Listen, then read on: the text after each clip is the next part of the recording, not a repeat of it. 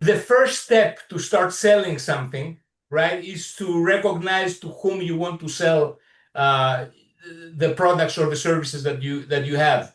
And that might not be, most of the times, this is a quite straightforward case. It's a quite simple process, because if you are targeting smaller or even medium-sized organizations, then very fast you can understand, very easy you can tell who is the man in charge or the woman in charge that so it is most of the times a quite simple and straightforward process. Things, however, become a little bit more complicated, and they become more complicated when the size of the organizations that you are targeting, it's at the corporate level. So when you need to find the persons that you need to talk to in big corporations where you have thousands of players, then things become more complicated. And specifically in the software industry, they become even more complicated. So what is the challenge? The challenge is to conceive the strategy on how to create the maturity for a meaningful conversation with the right people. What do I want to say with that? So bring in your mind, like you have the complex software solution that you want to sell in a big corporation at the level of Lufthansa, for example, at the level of Volvo Cars, at the level of Procter & Gamble. You actually know since the beginning who is the ultimate decision maker. You know that. But my question to you is, do you really want to call him straightforward to talk with this person? I don't think it's a very good idea. And it is not a very good idea for various reasons. So the number one reason why you don't want to do that is that a conversation, to be effective, it needs a degree of maturity to arrive at this level. It's not a do or die call. So if you call this guy straightforward, he doesn't know you, he doesn't know who you are, what are you talking about, you risk of getting a no. And that is a very crucial no, because if you're going to get a no from him, that's the final no. There is no other person higher than him that you can go and ask for your solution. So you don't want to hear that no at this time. The second thing is that you need to keep in your mind is you don't call a commercial company, right? You call, let's say, Procter & Gamble. You want to speak with the CTO of Procter & Gamble. This person, he's not the owner of a commercial trading company that is what he does. He expects people to call him, and even if you are not very well prepared, then he's going to divert you to another person, and you're going to start having a conversation. This person, it's a scientist, it's somebody that does a specific work within the organization, a work that is not strictly commercial, and he doesn't want to speak to you. So you don't want to contact directly this person because you lack the maturity of addressing this person. So how will you approach? What you need to do in order to sell your product, to sell your software in this big organization, is what I call the court of the king. So kings in the previous times, they used to have a court of people that surrounded them. So at the beginning, in the center, there are the ultimate decision makers that you want to talk to. Those are the guys that are going to put either their signature or the guys that are going to authorize the budget to pay for your solutions are the guys that they are going to say the final yes. You know who these people are, but you don't want initially to talk to these people. If the organization was a small organization, then that would be the only option. But now you have more options. You have what I call the inner circle. So let's say we want to sell a solution that regards mainframe modernization. That is a specific solution that modernizes the mainframe that many big corporations have. So it's a very specific product. It's a very expensive product, right? So you want to talk actually to the inner circle of the ultimate decision makers.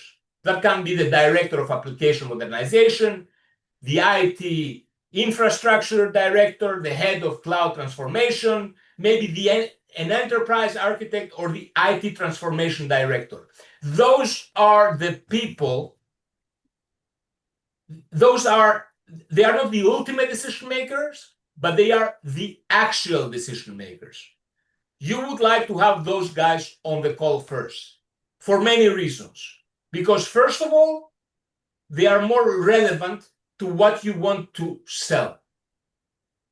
Secondly, if you hear a no from the head of cloud transformation, you still have another 5, 6 titles within the organization that you can call and pitch your product. So their no, it's not a final no. Thirdly, they will introduce you to the final decision makers. Selling a complex product to a big organization, it's a long process. It takes time. Communication needs maturity. So you need to create rapport with these people. You need to make a discovery call, have an online presentation, send them information. If everything goes good, then you might have a proof of concept, which after those communication attempts and processes, then a secondary or third meeting with the big boys is going to take place that is going to lead to you selling the product. This is the inner circle, very important people, actually the most important people. But there is also an outer circle. Who is on the outer circle? Other roles, less important. Lead software engineer, infrastructure architect, IT operations manager, application modernization engineer. Those guys in a big organization, they're going to be hundreds of those people, hundreds. Now, are those people important?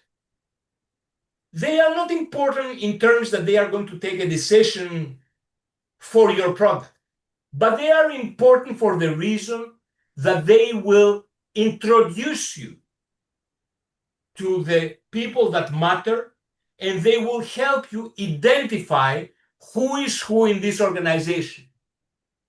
So one thing is that you call the head of cloud transformation and you call him out of the blue. And another thing is you call him and you tell him, I spoke with Mr. John Miller the other day, which is the IT operations manager. He knows you and he told me to call you because you are the one in charge regarding mainframe modernization. So since we are here on a platform that is very much AI related, let me tell you that what you can do is you can ask ChatGPT. I created a prompt here that was very helpful. You are making a research and sales navigator. You want to identify the relevant players within big corporations regarding mainframe modernization. I want you to list the relevant titles and categorize them in 3 categories. The most important category will be the ultimate decision makers, such as the CTO, the CFO, the CEO, while categories number 2 and 3 will be the titles closer to them regarding the topic, right? So And ChatGPT comes here and gives you the answers.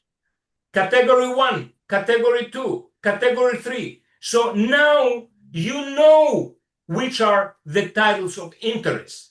So what you need to do is you need to go to Sales Navigator. You need to put the titles that you found here.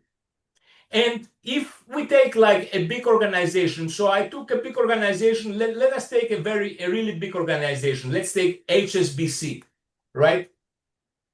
HSBC is a huge organization. These titles in HSBC bring over 1,000 results. That's not exactly what I would call a narrow search, no? So that's a very broad search. You don't want to have 1,000 results. But let me tell you here one trick that is of high importance. So go and Google, where are the headquarters of the organization that you want to target? In our case, they are in London, United Kingdom. So if you do so, and you go on Sales Navigator and you put the geography, you put London, then you will see that you narrowed down the results that you find. And now you have 186 players. 186 players, it's a good number. Why is that so important? Because if you have a big corporate, the guys that matter most of the times are also in the location where the headquarters of the company are. So if you are calling Volkswagen, they will sit in Germany, I'm telling you. They don't sit in India, nor in Brazil, nor in Mexico, right? So have that in your mind. Let me return, please, on my PowerPoint. And I want to go to the other to the indicators of gravity. So how you will choose. So we have, in the case of HSBC, we found 186 potential prospects, right? One is the title. What is the title, right? The second one, where is he located? So we want them to be located in the country where the headquarters of the company are. Now, some other indicators of gravity. I'm talking about indicators because in sales, there is no, sales are not math. You need to follow your gut feeling. So how long does he work in the company? So if you have somebody that you see he started like 5 months ago, obviously he's not going to be so good network in the company as somebody that works there for the last 25 years, right? So how long does he work in the company? How old is he? Are you talking to somebody that is 22 years old? Most probably he's not the right person, right? You want to speak with somebody more senior. He's going to have more answers for you. What is the general impression that you have from his LinkedIn profile? Does he have a photo in his LinkedIn profile? He posted something. How many connections he has? That gives you an idea with whom you are going to talk to. Now, let me tell you some practical steps on how you can approach those guys. And let me start with the first one, that it's send a marketing email. I'm not a believer on emailing. I don't believe you can send emails and sell stuff. Emails do not work. Trust me. But emails are very useful. Why they're very useful? They are very useful because by sending an email, you can, first of all, you might receive occasionally an email that says, oh, wow, that sounds very interesting. Let's have a call. Very seldom is going to happen that. But what you will get from the emails is you're going to get automated responses. The automated responses possibly are going to guide you to the person that you want to speak with a reference. So I am on maternity leave. Please contact my colleague, Mr. Anna Smith. Her telephone number is this. So you will call Anna on behalf of the person that you received the email, and you're going to explain to her exactly what you want to do. A second point of importance for the emails is that you can check who opened the email and who clicked on the email. So the emails, let me give you, I mean, we can have this presentation now for a very long time, but I know we are running short of time. So the email should be short, to the point, have one call to action, and they should have one clickable link in them on them. So you can see who opened the email, but you can also see who clicked the email. And the ones that clicked the email, that's an indication of interest. So the email serves many purposes. So send a marketing email and monitor the responses that you will get, and monitor who opened the email and who clicked on the email. Now, there is one tool that you need to have I mean, it's obligatory. You cannot do sales without this tool. That's Sales Navigator. That is one thing. Another very useful tool is the tool Lusha. Lusha, it's a tool that helps you find the corporate mobile telephone numbers or the office telephone numbers. It's quite accurate.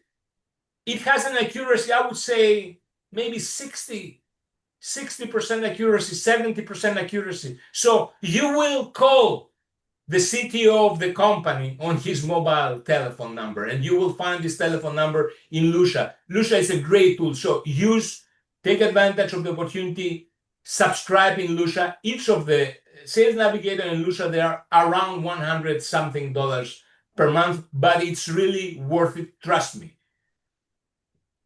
Create a LinkedIn outreach campaign. I use Dripify in parallel. I'm a little bit, that might be not the most crucial step, because it moves like in a slow rate. You have 60, 70 messages per week, it sends, so not too many, but it can help. And what I want to say is, yes, I told you to start with the periphery, but don't overdo it in the periphery. If you see you don't move forward, start gradually going for the head. And ultimately, if you don't go nowhere, go and call the head. Because you might get no for an answer, you might get a yes. If you don't call him, it's going to be certainly. I hope you found value on what I said. I'm open to have questions